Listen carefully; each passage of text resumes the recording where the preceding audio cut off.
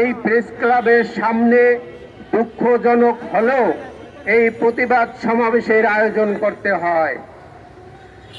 বাংলাদেশের 5ই আগস্টের পরে যে সরকারটি ঘোষিত হয়েছিল সেই সরকারের নাম দিয়েছিলাম আমরা বিপ্লবী সরকার বা গণ আন্দোলনের সরকার। কিন্তু তারা এই বাংলাদেশে গত আগস্ট মাসের 8ই তারিখ 1 বছর পরিপূর্ণ করেছে শপথ গ্রহণ থেকে। তো সেখানে আজকে এই বাংলাদেশের প্রধান উপদেষ্টা আন্তর্জাতিক মানের এবং অত্যন্ত প্রিয় একজন লোক ছিল ডক্টর মোহাম্মদ ইউনূস।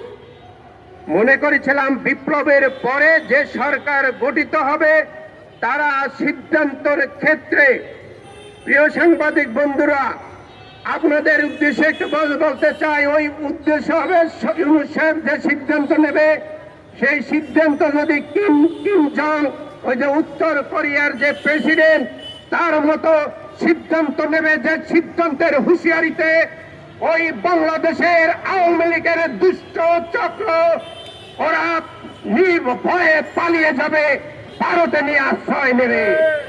কিন্তু আজকে আমরা দেখতে পাচ্ছি এই মাননীয় উপদেষ্টা, আপনি যদি সম্মানী লোককে সম্মান দিতে না পারেন তাহলে কেন তাদেরকে নিয়ে ওই নিউ ইয়র্কে গেছেন?